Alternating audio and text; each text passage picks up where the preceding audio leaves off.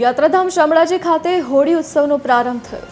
હોળાષ્ટકનો પ્રારંભ થતાં હોળી ઉત્સવની ઉજવણી શરૂ થઈ ગઈ છે। ભગવાન શામળિયાની અબીલ ગુલાલ અને કેસુડાના રંગે રંગોત્સવ રમાડાયો। યાત્રાધામમાં હજારો ભક્તો પણ રંગોત્સવમાં રંગે રંગાયા। આજથી હોળી સુધી દરરોજ રંગોત્સવ ઉજવાશે। ભક્તોએ શામળિયાના દર્શન કરી ધન્યતા અનુભવી।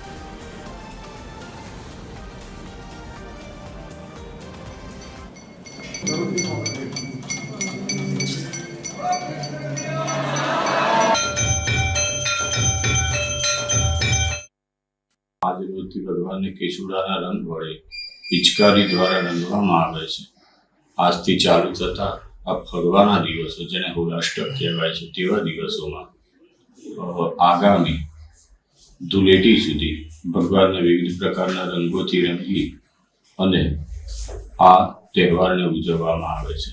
શામળાજી વિષ્ણુ મંદિર ખાતે ભગવાનને વસંત પંચમીથી માંડી ધૂળેટી સુધી શ્વેત વસ્ત્ર ધારણ કરાવી अनेक प्रकारना विविध रंगों रंगी अने मनुष्यना जीवનમાં सुंदर मजाना रंगों भगवान आशीर्वाद रूपी प्राप्त थाय तेवा भावथी भगवान आ पर्वो अने होली महोत्सव उजववामां आवे छे।